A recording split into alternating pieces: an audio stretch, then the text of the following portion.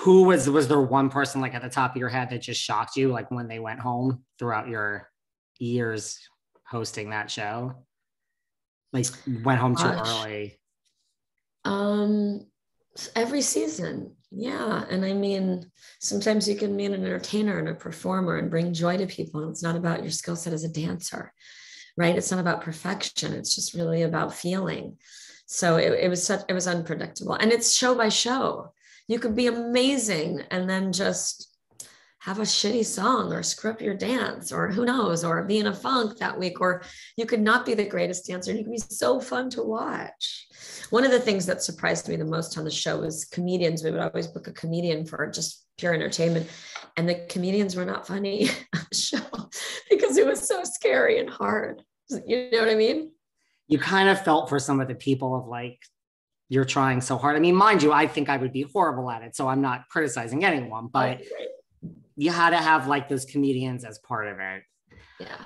What about like, what do you think about Tyra Banks as a host? I mean, she gets so much criticism. It's tough. It's a live show. And I know those live tapings are a struggle, you know, behind the scenes. You know, she's a diva. Everybody knows she's a diva. There's nothing wrong with that. I'm not saying anything bad about her. Be a diva. It's not the place to be a diva. You know, your pros are the diva, your winner, your perfect 10 score dancer who's never done it. That defines diva in the ballroom. So, you know, I just think it wasn't embraced. And, you know, I think that show requires a lot of compassion and loving kindness, especially as the host. So, you know, I don't really need to say it. You know, I mean, I think it was a tough transition. Change is hard. It's hard for everyone. You know, they've gone through a lot on that show. That's for sure. They have gone through a lot on that show. And you're just not the star as a host. Like, it's just not about you as the host, right? So, yeah, I think Tyra's great in a shining role. I'll say that. No, I mean, that's, I think part of the criticism is like, I mean, is that, you know, like there's so many people out there, look, like hosting is a whole different skill set, right? Like people, I think sometimes in different aspects of the entertainment business don't realize what goes into hosting. I mean, I host here, it's a different format, but people don't, you know, so is that some of the advice? Like if you were like everyone listening that wants to be a host one day and like have a career like yours, what advice would you give them? Is that some of the advice? Like, it's not about you. You know, it's not about you. And sometimes it is. I mean, I would say learn how to listen. You know, I mean, tell me if you agree. Some of the greatest interviews I've done, and I've been on the other side of, is where, you know, the conversation takes a turn and it goes where it's supposed to go because we're having a real conversation. I mean, if you or I had an agenda and we're on to the next point on the agenda, then we're not really talking. So I like that in an interview personally. You know, I would agree with that also. Like there are times, I mean, listen, I look back to like I can't listen to myself anyway, but I look back to like my early shows and I'm like, this is an actual disaster. Like, so I think it is true. It's like, you do hang up with a group of people, sometimes a large group of people where you're like, that was real. And like, we left everything out in this recording and at least it was real. Yeah. Right? Like you were in the moment. You never know. It's unique. It takes a very confident, skilled host to do that. And I look back at some things too, and I'm like, oh my God, did I really do that or say that? I remember one time we were in the ballroom and I wasn't seasoned really when I got the gig. So I learned it. I think I had insecurities and fear, but I remember I was introducing a live performance or something, and it was Somewhere Over the Rainbow. And I screwed up the name of Somewhere Over the Rainbow. Like, you have to be a complete moron. But it's just, you know, you're reading and there's pressure. And, you know, sometimes we read phonetically, like we do things that are not human when we're acting like a host. Right. Yeah. So, I don't know. How does one screw up that? I mean, like, what title could you possibly give that song? I mean, I think I just screwed up a word or something.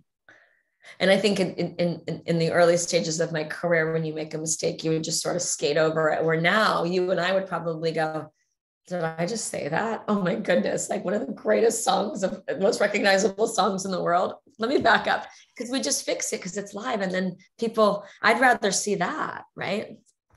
Totally. Listen, we have Marie Osmond fainting on live TV. So like after that, to me, it's like anything could happen on, you know. Anything could happen there. No, seriously.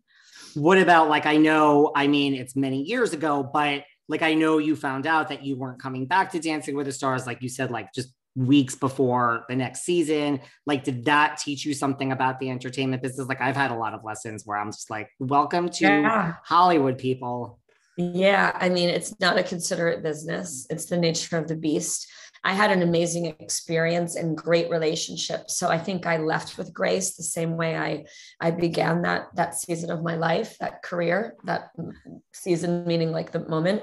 But not everyone is considerate and treats you with respect just in life. And I think that's we have to create our own boundaries, you know, in a business that's unpredictable. I sort of expect the unexpected all the time, but I try to enjoy my ride and my time and take those moments with me. And I have great relationships, and I value that time. And even leaving, even though it could have been handled better, from a network perspective, from a productions perspective, rather, it really forced me to figure out what I wanted to do next. And I think it was a really good transition in my life. And I think the 8 seasons that I was there was an amazing run in time. And I left with nothing but joy and gratitude. So that's, that I feel lucky in that space. And then I had to put my big girl pants on and figure out what was next. You know what I mean? Right. Like everything happens for a reason. Like, yeah, totally. Well, talk to me about, because you did mention Celebrity Apprentice. You felt, compared to Dancing with the Stars, that was just a cakewalk. It wasn't a cakewalk, but hard to compare the two. And I love business and I love advertising, entrepreneurial challenges. I would love to live in a world where you had a team of people that couldn't say no to you and just had the ability within 48 hours to get things done. It was just thrilling. It was amazing, amazing, amazing. I really enjoyed it.